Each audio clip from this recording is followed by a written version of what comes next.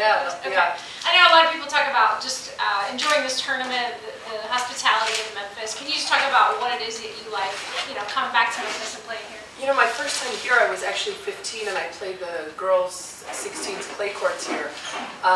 And I actually remember that tournament very, very well.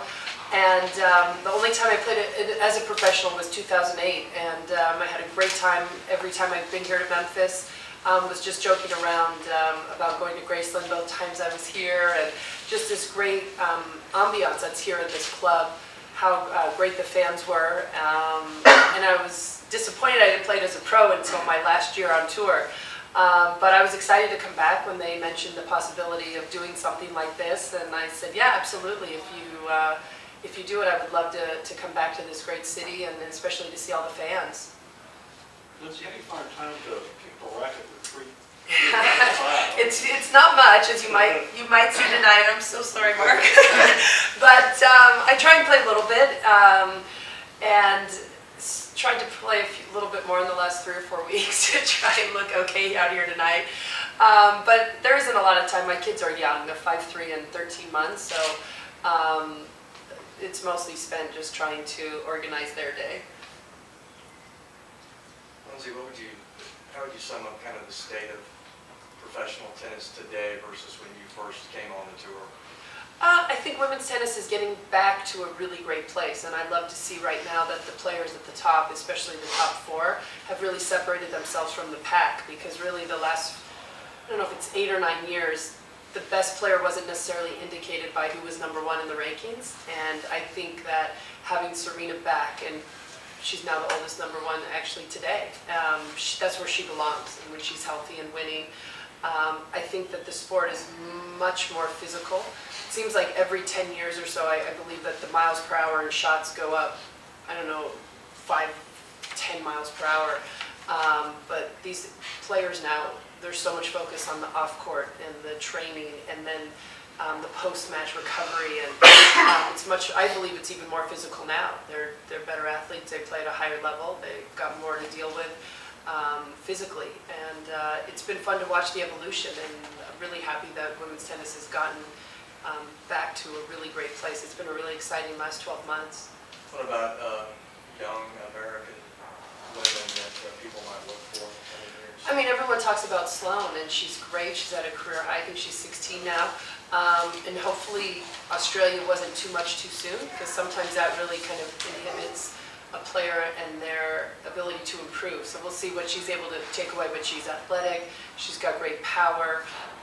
She's a natural player. She doesn't have to force things too much, and that's always a good sign when you watch someone play in their development.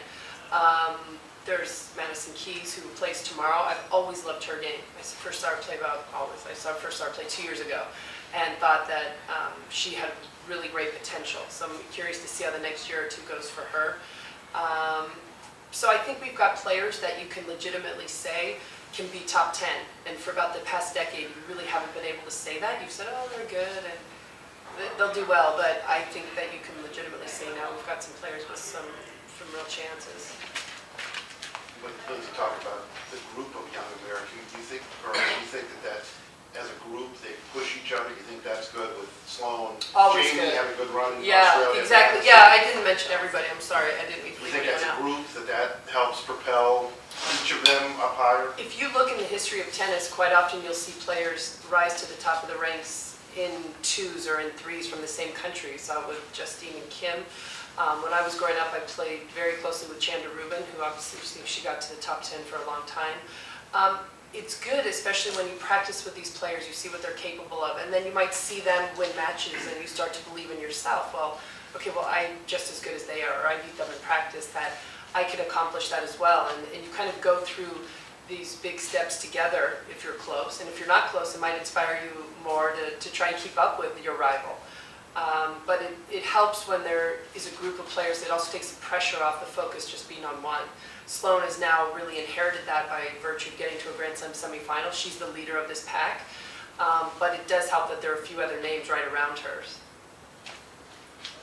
Mark, do you enjoy playing tennis as much now as you did when you were on the tour, or more now, or less? I definitely do. I would say more in certain aspects. I think playing on the Champions Tour and exhibitions, we're really playing the reason why we fell in love with this sport in the first place. That's the pure joy of playing and hitting a ball, being out in the court. And it's very, sometimes when you're on the tour, it's very easy with everything going on to lose sight of that and to forget those reasons why we started playing, whether it's sponsorship or politics or, you know, demand of traveling every day and a crazy schedule.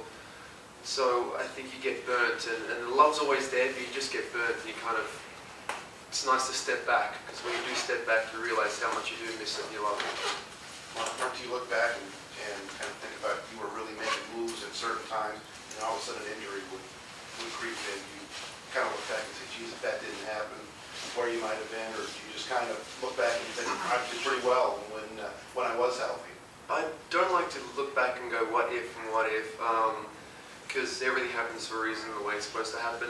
There were definitely certain stages when I did get injured that it was kind of like a freak accident. I was warmed up, I was in great shape. There was kind of felt like there was no reason that to have happened. And there's other times when I felt like I could have prevented that by being in better shape too. But you know, looking back, I don't regret a thing. I'm proud of everything that I've accomplished, and you know, proud for that to be a part of my life. And it's opened up a lot of doors for me, and I've met a lot of incredible people because of tennis, and I still am. Do you give any advice, or do you ever, for Bernard, fellow countryman, do you talk to him at all? And I know you see a lot of talent probably in what his game has to offer. Yeah, truthfully, he's been getting himself a little bit of trouble. I would have definitely a few words for him, to be honest, and it's, you know, it's all in, it's important to enjoy yourself and have fun. I know the kids worked hard. Obviously, when you do make it on the tour, you don't just make it, you work extremely hard. No matter what advantages you have, at the end of the day, it's up to you. So he's worked hard, and he has a lot of talent, and now's his opportunity to break through, because he has a very unique game. He has one of those games where it's unlike any other, and he has an advantage when he gets on the court.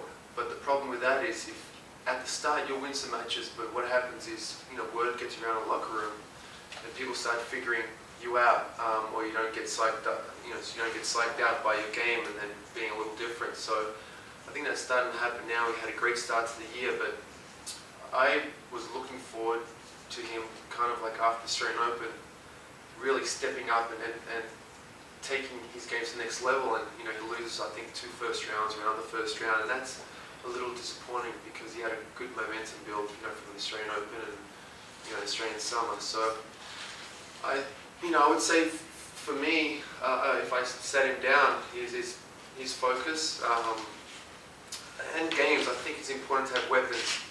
He's incredibly solid with certain parts of his game, but I feel like he needs to develop weapons, and that's what he should be working on. He's a big guy. His serve should be bigger than what it is. I feel like he can put a lot more on the ball, on his serve, as far as, you know, body momentum and things like that. But he's got a great game. I just hope he works it out, you know, soon. Because he doesn't have, you know, can get away from you very quickly too. Mark, how about you? Why did you want to come here to Memphis, Smallman? I've always loved Memphis. I've had great success with Memphis. I think winning twice before, and that's actually one of my favorite courts. You know, on the tour, that one. It's small. It just kind of, when you've got a big game, it feels bigger. So for a big server out there, I feel like you've got an advantage.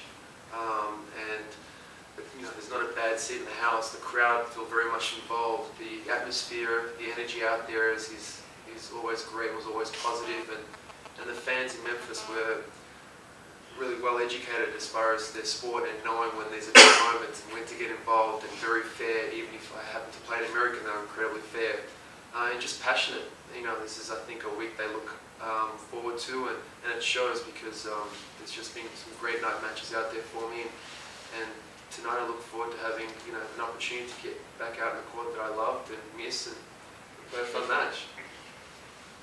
Obviously, tonight the objective is to put on a good show for the fans, give them some entertainment, but ultimately, how important is doing well and winning against your younger opponents? I'm going to try and hit Sam. That's all I'm going to. I'm going to hit him as hard as I can. Take him out for tomorrow's match. There you go. You know, it doesn't come about winning or losing anymore. All of it is just about just maybe playing well for yourself and for the fans, and truly the result is inconsequential. I mean, you're always out there competing, but you're just, I have no idea how I would fare against someone that plays, and it was exciting to see that the girl we're playing tonight, Vicky, won her match today, and she's obviously, that's a great win for her as she's just starting on the tour. So that makes it even more fun. She'll be in a great mood, and we'll have hopefully some laughs out there. But these things can go any way. You never know how your opponents take it, and Sam has to play tomorrow, so we'll gauge their their attitudes. Mark, what's your take on some of the young Americans that are here at this tournament? Anybody that you particularly like to crack the top 10 in the near future? You know, is it Harrison? Harrison, I think he lose today 7-6 in the third, unfortunately. He's a good kid. I like him. He's got a, you know, strong game. He moves incredibly well. He hits a heavy ball, and I think this court would be a court that would suit him. I just think, you know, every kind of tournament he goes by, he gets more experience. But he seems incredibly passionate out there, and definitely eager to do well. I can't, you know, I don't know how many younger Americans, as far as the male side, there is besides him. Yeah. Not Not really. really. I guess Stevie Johnson, what you define as young. But Yeah, exactly. No, well, Jack I kind of feel like he's a young guy, but I feel like he's. Which one? Steve or Jack? Oh, is there two youngs? No. What? They said two different names. Oh, Steve Johnson or Jackson? Jack's younger than Steve. Yeah, Oh, okay. right. Steve went to school. I don't know. I mean, he's 22, so I mean, he is, or 23, something like that. Young. Exciting to see what he can do. He's obviously the greatest college player the last few years, and interesting to see that transition and how it goes for him. To be honest, I haven't seen much of them play much.